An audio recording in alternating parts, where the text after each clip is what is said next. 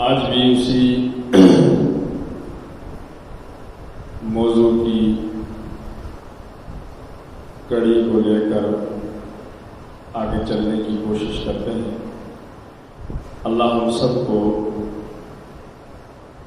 پاک پیغمبر صلی اللہ علیہ وسلم کی عظمت، شان، بلندی اور مقام کو کما حق ہو سمجھنے کی توفیق عطا فرمائے۔ قرآن مجید فرقان حمید کی سورہ اسرا بنی اسرائیل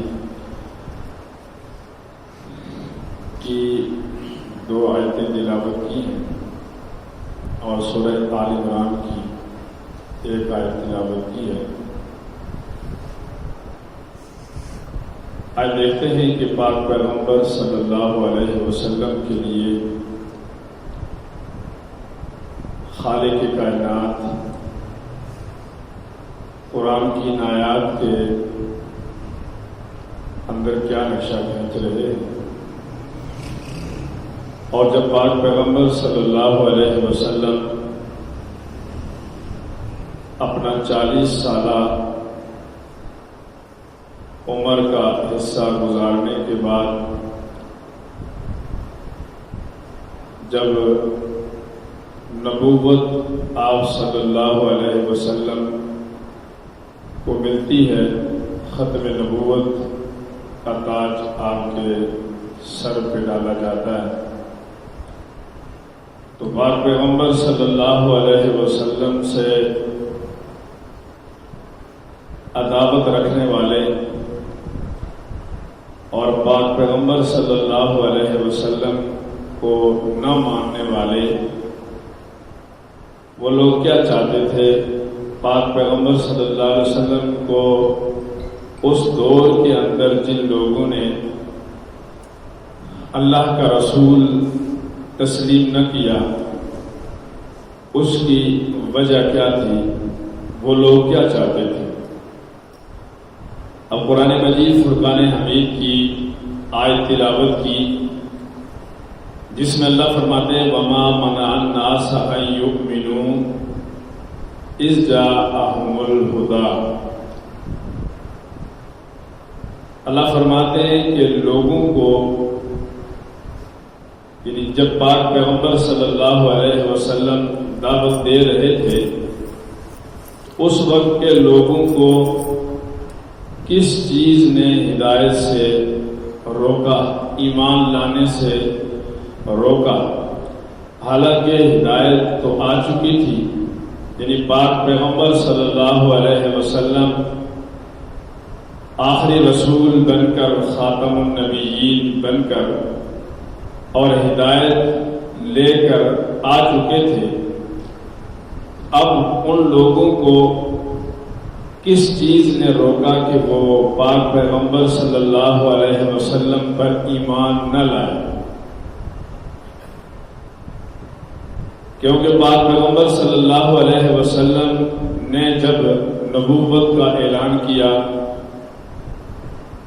مکے کی سرزمین کی سختیاں، تکالیف اور دکھ، رنجشیں اور مار پیٹ اور پھر گرفتاری اور پاک پیغمبر کا لہو لہان ہونا اور بہت ساری پاک پیغمبر صلی اللہ علیہ وسلم کو تکالیف کا سامنا کرنا پڑا۔ اللہ فرماتے ہیں کہ یہ جو ایمان ظاہر ہے کہ پاک پیغمبر صلی اللہ علیہ وسلم کو تکالیف وہی لوگ دے رہے تھے، آپ کو ستا وہی لوگ رہے تھے جو ایمان والے نہیں تھے، تو اس سے پتہ لگا کہ امام الانبیاء صلی اللہ علیہ وسلم جب بیت اللہ شریف کے اندر نماز پڑھتے پڑھاتے تھے، قرآن کی تعلیم دیتے تھے، تو اس وقت آپ کو ستانے والے بھی تھے، آپ کو پریشان کرنے والے بھی تھے، آپ کو ساحر اور مجنون کہنے والے بھی تھے، آپ کو جادوگر اور نعوذ باللہ پاگل کہنے والے بھی تھے، جس کا جواب اللہ نے اپنے کلام مقدس میں دیا۔ اب ان لوگوں کو جو امام الانبیاء، سردار الانبیاء، خاتم الانبیاء کو بھی نہیں مانتے تھے، ان پر بھی ایمان لانے کے لیے تیار نہیں تھے، ان کو کس چیز نے ایمان لانے سے روکا ہوا تھا؟ حالانکہ قرآن کہتا ہے اذ جاءہم الہدی، ہدایت تو آ چکی تھی، اور پاک پیغمبر صلی اللہ علیہ وسلم جو تمام انبیاء کے سردار ہیں، ان سے بڑھ کر کے ہدایت والا کون ہو سکتا ہے؟ اس نبی سے بڑھ کر کے ہدایت لانے والا کون ہو سکتا ہے کہ جس کے لیے اللہ نے کائنات کے ذرے ذرے کو چمکایا، بنایا، وجود دیا؟ اس سے بڑھ کر کے بھی کسی کو اللہ ہدایت دے سکتا ہے؟ جس کے ایک ایک ادا کا ذکر رب کائنات خود کر رہے ہیں، جو خود خالق کائنات کا محبوب پیغمبر ہے، جس کو خود خالق کائنات اپنا حبیب اور اپنا محبوب پیغمبر کہتے ہیں، اب اس سے بڑی ہدایت اللہ کس کو دے گی؟ اور اسی لیے اللہ فرماتے ہیں کہ اذ جاءہم الہدی، کہ جب ہدایت آ چکی تو وما منع الناس ان یؤمنوا، یہ جو لوگ ایمان نہیں لائے، ان کو ہدایت لانے سے کس نے منع کیا تھا، کس نے روکا تھا؟ اب قرآن کا یہ اسلوب اور ضابطہ اور قانون ہے کہ وہ اپنی کہی ہوئی بات کا جواب دے کر کے ناسمجھوں کو سمجھانے کی کوشش کرتا ہے۔ پہلے خود ہی اللہ نے فرمایا کہ ان لوگوں کو کون سی بات تھی جس نے ایمان لانے سے روکا ہوا تھا، حالانکہ ہدایت آ چکی تھی۔ اب اللہ فرماتے ہیں کہ الا ان قالوا ابعث اللہ بشرا رسولا، اللہ فرماتے ہیں کہ اب ہدایت بھی آ چکی تھی، لیکن پھر بھی یہ ایمان لانے سے رکے ہوئے تھے۔ اس کی وجہ یہ تھی کہ الا ان قالوا ابعث اللہ بشرا رسولا، اس وقت کے جو لوگ نہ ماننے والے تھے، ہدایت پر نہیں آنے والے تھے، وہ کہہ رہے تھے، اللہ فرماتے ہیں الا ان قالوا، ایک دو نہیں تھے، جمع کا صیغہ لا کر اللہ بتا رہے ہیں کہ بہت سارے تھے جو یہ کہتے تھے کہ ابعث اللہ بشرا رسولا، اس نے ہماری طرح کا ایک انسان بھیج دیا ہے جس کو نبی بنایا ہے۔ حالانکہ یہی لوگ تھے جو پاک پیغمبر کی بعثت سے پہلے، نبوت ملنے سے پہلے، اللہ کی طرف سے وحی آنے سے پہلے یہی لوگ انتظار کیا کرتے تھے۔ سورہ بقرہ کے اندر اللہ نے بتایا، یہ ایک دوسرے سے کہا کرتے تھے کہ آخری پیغمبر جو آئے گا اس کے آنے کے ہم منتظر ہیں،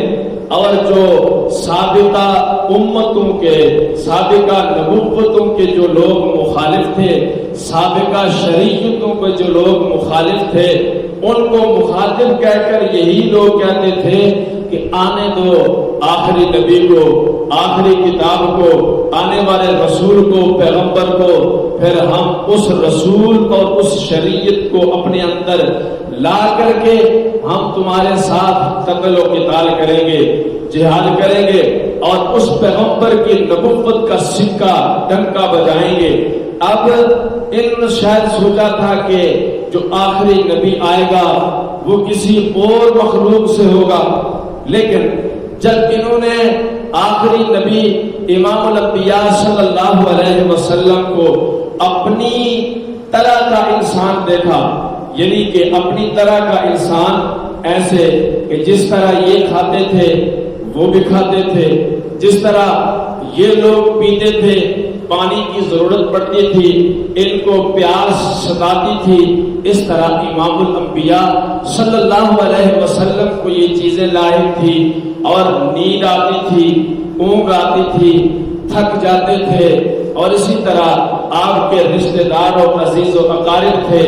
دنیاوی نظام کو چلانے کے لیے آپ کو بہت ساری چیزوں کی جو انسانوں کو ضرورت ہوتی ہے وہ ساری چیزوں کی ضرورت پڑتی تھی. اب اللہ فرماتے ہیں کہ الا ان قالوا ابعث اللہ بشرا رسولا، کہ اللہ نے ہمارے اندر ہماری طرح کا ایک بندہ بھیج دیا ہے، اب اس کو رسول جو بنا کر کے بھیجا ہے، تو اس پر ان کو اعتراض ہو گیا. اور دوسری جگہ پہ سورہ فرقان میں رب کائنات فرماتے ہیں کہ وہ یہ بھی کہتے تھے کہ یہ تو کھاتا بھی ہے، یہ تو پیتا بھی ہے، اور یہ تو بازاروں کے اندر چلتا بھی ہے، گھومتا پھرتا بھی ہے.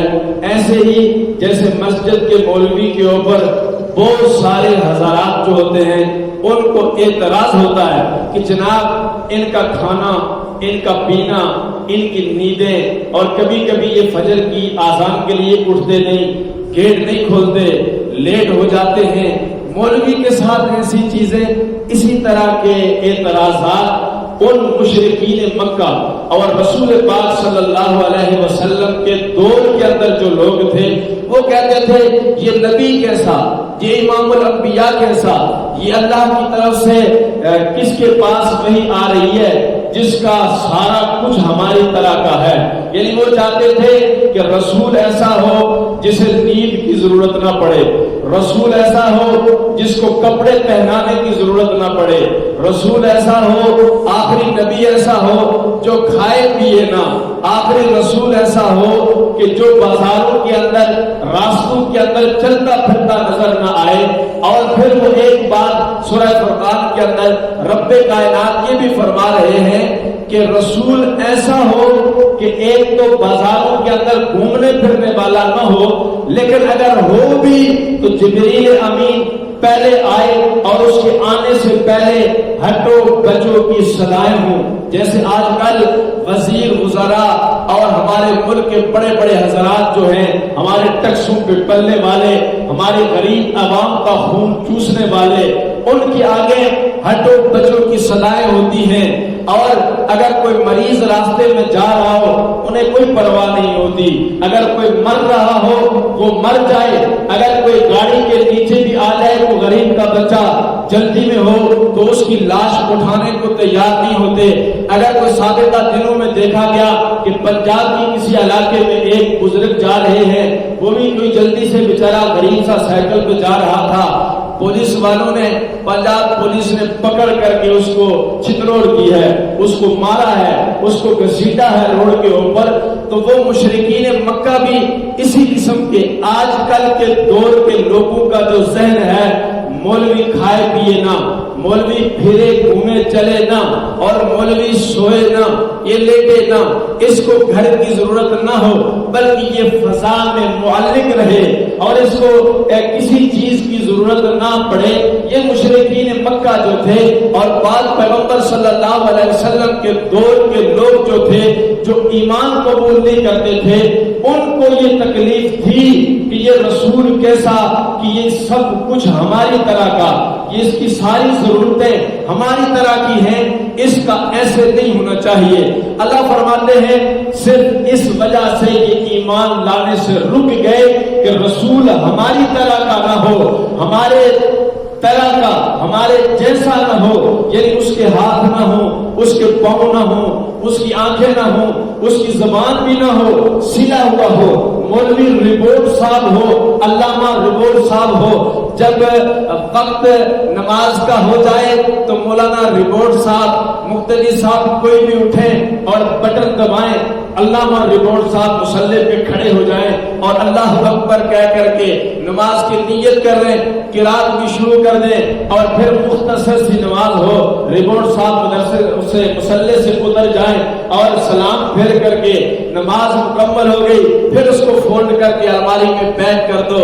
ایسا مولوی ہو جو بات شاد نہ کرے، جو سننے جاننے والا نہ ہو، بس جدھر سے دل آئے کان کی لو سے پکڑو اور مصلی پہ کھڑا کر دو، کان سے پکڑو، بازو سے پکڑو، ممبر کے اوپر بٹھا دو اور جو کچھ چاہو پھر اس سے کہلواتے رہو. یوں نہیں ہوتا. اور یہ مشرکین مکہ کا بھی یہی شیوا تھا، ان کی بھی یہی خواہش تھی کہ جو رسول ہو وہ ہماری مرضی کا ہو، یعنی کہ وہ بالکل ایک کمرے کے اندر بند ہو، وہ ہمارے کرتوتوں کو نہ دیکھے، وہ ہماری بے حیائیوں کو نہ دیکھے، وہ ہمارا غیر اللہ کا پکارنا، غیر اللہ کے سامنے جھکنا، غیر اللہ کے سجدے کرنا، غیر اللہ کی نظر و نیاز کرنا، یہ ہمارا کچھ بھی نہ دیکھے۔ اللہ فرماتے ہیں ان کو اعتراض یہی تھا، الا ان قالوا ابعث اللہ بشرا رسولا، ان جیسا نہیں ہونا چاہیے، ہمارے جیسا نہیں ہونا چاہیے۔ اللہ نے جواب دیا کہ پاک پیغمبر کو کہہ رہے تھے، پاک پیغمبر صلی اللہ علیہ وسلم کے سامنے یہ اعتراضات تھے اور اس طرح کی باتیں کر کے میرے تیرے نبی کو ستایا کرتے تھے، آپ صلی اللہ علیہ وسلم کو تنگ کیا کرتے تھے۔ اور پھر اللہ نے فرمایا کیا کرے محبوب، آپ ذرا ان کو جواب دیجئے، قل لو کان فی الارض ملائکۃ یمشون مطمئنین لنزلنا علیہم من السماء ملکا رسولا۔ اللہ فرماتے ہیں اپنے پیغمبر سے کہلوانا چاہتے ہیں اور پاک پیغمبر صلی اللہ علیہ وسلم کو حکم دے رہے ہیں کہ جو اس طرح کی باتیں کرنے والے ہیں، جو اس طرح کی جملے بنانے والے ہیں، جو چیماگوئیں ان کے اندر یہ چل رہی ہیں، آپ ڈنکے کی چوٹ پر ان کو جواب دو۔ کیا کہو، قل لو کان فی الارض ملائکۃ یمشون۔ اللہ فرماتے ہیں کہ اے پیغمبر ان سے کہہ دیجئے، ان سے فرما دیجئے کہ زمین کے اوپر اگر مجھ سے پہلے چلنے پھرنے والے جو ہیں وہ اگر نورانی ملائکہ فرشتے ہوتے تو پھر میں آسمانوں سے رسول بنا کر کے بھی کسی فرشتے کو بھیجتا۔ اس سے پتہ چلا کہ اللہ نے صاف جواب دے دیا کہ زمین کے اوپر چلنے پھرنے والے، سکونت اختیار کرنے والے، گھر بنا کر کے رہنے والے، کھانے پینے والے، نیند کرنے والے، زندگی کے معمولات چلانے والے وہ انسان ہیں۔ تو زمین کے اوپر رہنے والے، سکونت اختیار کرنے والے جو ہیں وہ انسان ہی ہیں، اور ان انسانوں کے اندر جو ہم نے رسول بھیجا وہ بھی انسان ہی بھیجا ہے۔ اگر زمین کے اوپر یہ سب کچھ چلنا پھرنا، کھانا پینا، سونا اٹھنا جاگنا اگر ملائکہ ہوتا تو اللہ آسمانوں سے آخری رسول بھی کسی ملائکہ کو بنا کر کے بھیج دے، لیکن زمین کے اوپر چلنے والے، پھرنے والے، سکونت اختیار کرنے والے فرشتے نہیں تھے، کیا تھے؟ انسان تھے۔ تب بھی اللہ نے انسان ہی کو نبی بنا کر کے بھیجا ہے۔ اور گزشتہ جمعے میں نے آپ کے سامنے اس بات کی تقریباً وضاحت کر دی تھی کہ جو آپ کا اعتراض ہوتا ہے اس طرح کی بات، قرآن کی آیتیں پڑھتے ہیں جی، کہتے ہیں جی نبی ہمارے جیسے ہیں، نبی ہمارے طرح کے ہیں، یہ اپنی طرف سے باتیں بناتے ہیں۔ میں نے گزشتہ جمعے آپ کے ساتھ وضاحت سے کہہ دیا تھا کہ پتھروں میں بھی فرق ہے، پانیوں میں بھی فرق ہے، اور جو مسجد کے محراب کے اندر لگا ہوا پتھر ہے وہ حجر اسود کا مقابلہ نہیں کر سکتا۔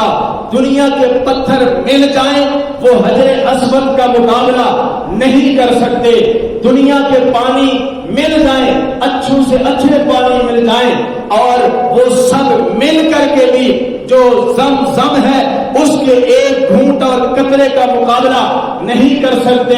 اب پانی سارے پانی ہی ہیں، ان کو پانی ہی کہا جائے گا۔ اسی طرح پتھر سارے پتھر ہی ہیں، ان کو پتھر ہی کہا جائے گا، لیکن تمام پتھر مل جائیں حجر اسود کا مقابلہ نہیں کر سکتے۔ پانی سارے مل جائیں آب زمزم کے ایک قطرے کا مقابلہ نہیں کر سکتے۔ اگلی بات میں نے نہیں کہی تھی کہ تمام انسان جو ہیں وہ انسان ہی ہیں، میں بھی انسان ہوں، میرا والد بھی انسان ہے، میرا دادا بھی انسان ہے، اس کا والد، اس کا والد، اس کا والد، یہ سارے کے سارے کیا ہیں؟ انسان ہی ہیں۔ اب اس سے آگے چلے جائیں تو حضرت عیسیٰ جو اللہ کے پیغمبر اور رسول ہیں وہ بھی کیا ہیں؟ انسان ہیں۔ اس سے آگے چلے جائیں موسیٰ اور ہارون علیہ السلام، وہ بھی کیا ہیں؟ انسان ہی ہیں۔ اس سے آگے چلے جائیں ابراہیم خلیل اللہ علیہ السلام، اسماعیل ذبیح اللہ علیہ السلام، وہ بھی انسان ہی ہیں۔ اب اس سے آگے چلے جائیں حضرت نوح جو ہیں وہ بھی انسان ہی ہیں۔ اس سے آگے چلے جائیں جہاں سے انسانیت کا آغاز ہو جاتا ہے. جناب آدم جو تمام انبیاء کے بھی آبا میں شامل ہیں, تمام انبیاء کے بھی جد امجد ہیں, دادا و باپ ہیں, اب ان تمام انبیاء کو بھی انسان ہی کہیں گے. اور جہاں سے انسانیت کا آغاز ہوتا ہے جناب آدم کو بھی ہم کیا کہیں گے؟ مٹی کا پتلا نہیں بلکہ انسان ہی کہیں گے. اور جن چیزوں کی حضرت انسان کو ضرورت پڑتی ہے ان چیزوں کی تمام انبیاء کو بھی ضرورت پڑتی تھی, حضرت آدم کو بھی ضرورت پڑتی تھی. اب آدم سے لے کر کے عیسیٰ تک تمام انبیاء علیہ السلام کیا ہیں؟ انسان ہی ہیں. اور عیسیٰ علیہ السلام کے بعد محمد عربی انسان ہی ہیں. محمد عربی کے بعد ان کے جو اصحاب ہیں ابو بکر, عمر, عثمان, علی, معاویہ, طلحہ, زبیر, سعد و سعید, آپ کی ازواج و بنات وہ سارے کے سارے انسان ہی ہیں. اب ہم تک چلے آئے تو یہ سارے کے سارے کیا ہیں؟ انسان ہی ہیں. یہ سارے کیا ہیں؟ انسان ہی ہیں. لیکن میرا مرتبہ, میرا مقام جو ہے, اب میں اپنے باپ کا مقابلہ تو نہیں کر سکتا. میرے والد جو ہیں وہ اپنے والد کا مقابلہ تو نہیں کر سکتے. ان کے جو والد ہیں وہ اپنے والد کا مقابلہ تو نہیں کر سکتے. باپ باپ ہوتا ہے, بیٹا بیٹا ہوتا ہے. اس لیے ہم کہتے ہیں جناب آدم سے لے کر کے تمام انبیاء جو ہیں وہ محمد مصطفیٰ تک وہ تمام انسان ہی ہیں. لیکن جس طرح میں اپنے باپ کا مقابلہ نہیں کر سکتا, میرا باپ اپنے باپ کا مقابلہ نہیں کر سکتا, اس کا باپ جو ہے اپنے باپ کا مقابلہ نہیں کر سکتا, یہ اسی طرح یہ سلسلہ چلتے چلتے آدم تک لے کر کے جائیں. ایک دوسرے کا مقابلہ بیٹا باپ کا مقابلہ نہیں کر سکتا. اور اس سے آگے چلے جائیں تو حضرت آدم سے لے کر کے آخری انسان تک تمام انسانوں کو ملا لو, ان میں انبیاء بھی آ جائیں گے, رسول بھی آ جائیں گے, پیغمبر بھی آ جائیں گے, نبی بھی آ جائیں گے. ان کے اصحاب کو بھی لے کر جاؤ, ان کی ازواج کو بھی لے کر جاؤ, ان کے بنات کو بھی لے کر کے آؤ, سارے ملا لو, میرے پیغمبر کے ظلم کے ایک کنڈل کا بھی مقابلہ نہیں کر سکتے. کر سکتا کوئی؟ نہیں کر سکتا. گزشتہ جو میں یہ بات رہ گئی تھی تو میرے پیغمبر کا مقابلہ نہیں کر سکتے. جس طرح پتھر سارے پتھر ہی ہیں, ان کو پتھر ہی کہا جائے گا. لیکن حجر اسود جیسا کوئی پتھر ہو سکتا؟ بولے کوئی پتھر ہو سکتا؟ پانی سارے پانی ہی ہیں, لیکن آب زمزم کا کوئی پانی مقابلہ کر سکتا؟ انسان سارے انسان ہی ہیں, لیکن محمد عربی صلی اللہ علیہ وسلم کا کوئی مقابلہ کر سکتا؟ نہیں کر سکتا.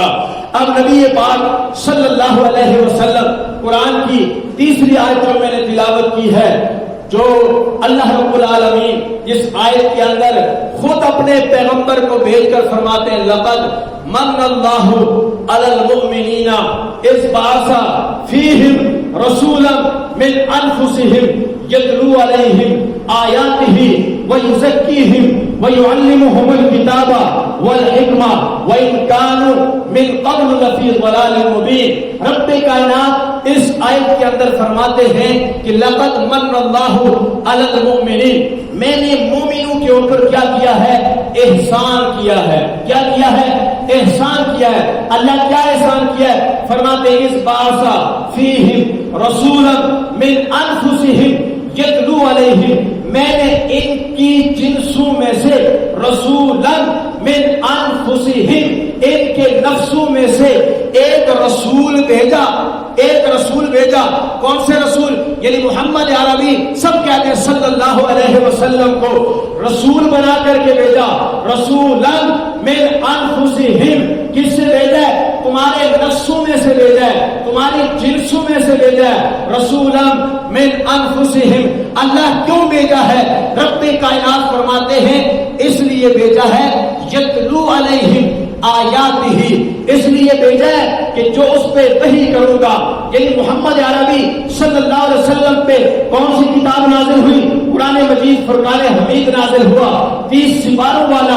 اب اللہ فرماتے ہیں جب اپنے پیغمبر یعنی محمد عربی کو، آمینہ کے لال کو، عبداللہ کے چاند کو، عبد المطلب کے لاڈلے کو، محمد عربی کو، خاتم الانبیاء کو، خاتم المعصومین کو، امام الانبیاء کو، سید الانبیاء کو بھیجا، بھیج کر کے قرآن جیسی عظمت والی کتاب دے دی ہے.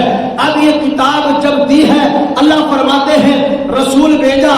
رسول کو بھیجنے کا مقصد یہ ہے کہ رسول جب آئے گا اور اس کو کتاب ملے گی اور اس کتاب کی آیتیں پڑھ کر لوگوں کو سنائے گا اور لوگوں کے نفسوں کا تزکیہ کر کے ان کے دلوں کے اندر جو کفر و شرک ہوگا، فسق و فجور ہوگا، عصیان ہوگا، معصیتیں ہوں گی، غنا ہوگا، رشوت ہوگی، حرام خوری ہوگی، زنا ہوگا اور جتنی بھی بدکاریاں ہوں گی وہ ان کے اندر ہوں گی. اب رسول جب بھیجوں گا، امام الانبیاء کو جب بھیجوں گا، خاتم الانبیاء کو جب بھیجوں گا، خاتم المعصومین کو جب بھیجوں گا، اس پر نازل ہونے والی کتاب کی جو آیتیں ہوں گی وہ رسول ان آیات کی تلاوت کرے گا.